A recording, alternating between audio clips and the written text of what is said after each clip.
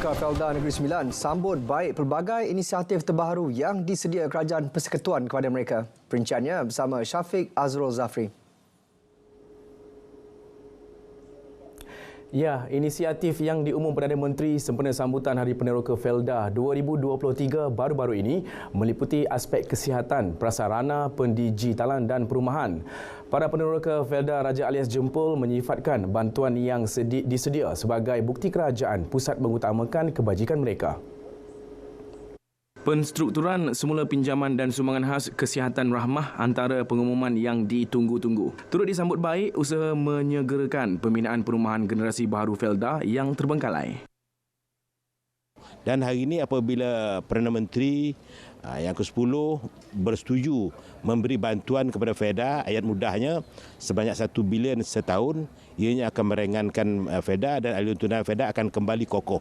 Dan apabila ianya kembali kokoh, bermakna Felda akan dapat kembali melaksanakan agenda-agenda lama. Contohnya kelestarian, contohnya keselesaan rakyat, contohnya hari ini di komuniti di kampung akan dapat keselesaan lah. Saya difahamkan seperti di Palung dan juga Felda-Felda yang lain ada melakukan rumah untuk generasi kedua. Jadi ada yang terbengkalai dan saya berharaplah pihak Felda dapatlah melakukan operasi kembali sepenuhnya untuk 283 unit ini diselenggarakan semula. Boleh menekan bebanan peneroka di temannya di kawasan sinilah sebab pendapatan kami ini dia tidak tetap. Dia ada semasa dia dengan penghasilan mengikut keadaan semasa dia ada turun naiknya. Begitu juga pendapatan kami selaku peneroka pun ada turun naiknya. Jadi bila kerajaan itu kami mengucapkan ribuan terima kasihlah pada kerajaan sekarang. Selain itu, projek pemasangan lebih 37,000 lampu jalan akan dilaksana di kawasan Felda seluruh negara. Juga subsidi diesel bagi menampung operasi penjanaan tenaga dan rawatan air. 30 pusat ekonomi digital akan turut diwujudkan. Sementara itu, pembinaan 12 pusat hemodialisis di semua kawasan Felda pula bakal memudahkan pesakit berkenaan mendapatkan rawatan. Sebelum ni kena keluar kan, bagi yang mendapat pendapatan kira kurang tu tak ada tu, kira yang apa sikit kena keluar, kena gunakan van untuk mengambil ataupun pergi sendiri kan. Kalau ada di tempat kita ni mudah bagi pesakit-pesakit tu kan, untuk cuci darah apa semua kan, kira memang mudahlah untuk peneroka kita.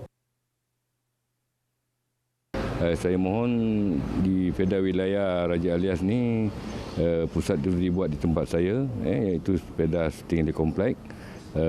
Memandangkan di sini banyak juga peneroka-peneroka yang terlibat dengan penyakit tersebut. InsyaAllah kalau yang apa yang dikatakan PM tu menjadi kenyataan, insyaAllah.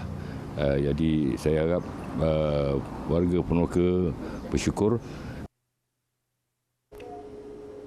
Memperkasa wanita Negeri Sembilan menerusi program latihan dan bimbingan. Agenda itu akan terus jadi keutamaan Powerhouse Wanita Gemilang PSJM Exco Negeri Sembilan. Nicole Tan Lee Kun berkata, usaha sedang dilaksana bagi meningkatkan penyertaan kelompok itu dalam lebih banyak sektor. Penyertaan tu bagus, tapi malangnya kebanyakan peratusan itu adalah dalam program sektor sosioekonomi, iaitu jahitan, anyaman, masakan. So saya nak supaya lebih banyak program dalam sektor hak asasi kesihatan alam sekitar dan pendidikan dibuat. Kita boleh tak salah kita teruskan dengan program sosioekonomi.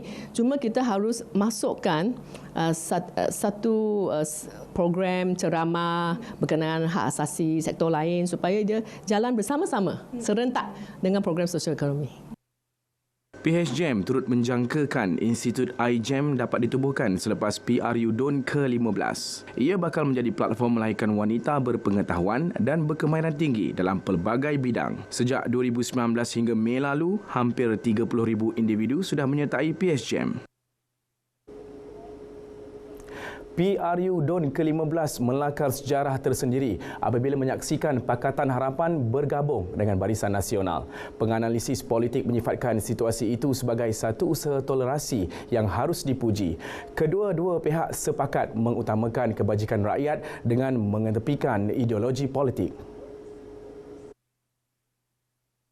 Dalam konteks ini, toleransi yang ditunjukkan oleh kedua-dua parti ini memberi gambaran bahawa masyarakat Malaysia telah boleh menerima perbezaan politik yang berdasarkan mungkin dalam konteks falsafah, yang berdasarkan perbezaan dalam konteks etnik itu sendiri.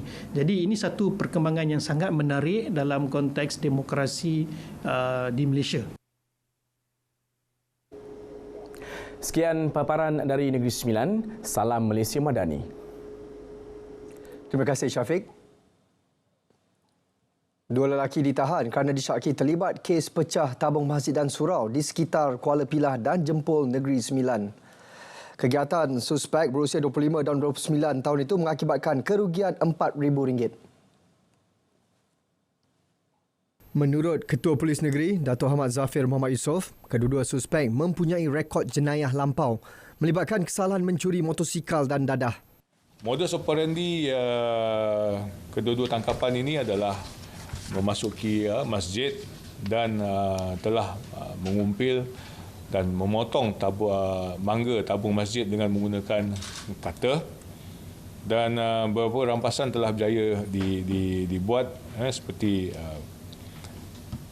pemotong besi, pemotong pipe, sebatang pemutar skru dan sebatang besi dawai berwarna hitam. So dipercayai besi dawai ini digunakan untuk mengait duit wang yang di dalam tabung tersebut. Polis turut merampas sebuah kereta, beg galas, pemotong besi, pemotong pipe, pemutar skru, anak kunci kereta dan seutas dawai. Suspek direman 4 hari bermula hari ini dan kes disiasat di bawah Seksyen 457 Kanun Keseksaan. Seorang pemilik bengkel kenderaan maut dalam kebakaran di Jalan Persiaran Mutiara Mas, Kudai, Johor semalam. Kejadian itu turut mengakibatkan pekerjanya melecur dan patah kaki. Ketua Balai Bomba dan Penyelamat Sukudai, penolong kanan penguasa bomba Saiful Bahari Safar berkata kebakaran memusnahkan 60% premis tersebut. Berlaku letupan yang mengakibatkan kerosakan pada cermin tingkap rumah berhampiran. Mangsa berumur 41 tahun meninggal dunia di Hospital Sultanah Aminah, Johor Bahru. Sementara itu, Ketua Polis Daerah Iskandar Puteri, Asisten Komisioner Rahmat Arifin ketika dihubungi mengesahkan kejadian itu.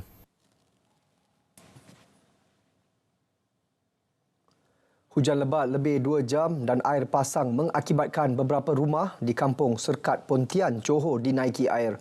Bagaimanapun, Sekretariat Jawatan Kuasa Pengurusan Bencana Daerah menerusi kenyataan memaklumkan tiada keperluan untuk membuka Pusat Perlindungan Sementara PPS. Keadaan dijangka pulih dalam waktu terdekat selepas paras air mula turun. Terdahulu, pihaknya menerima panggilan berhubung banjir kilat di kawasan itu.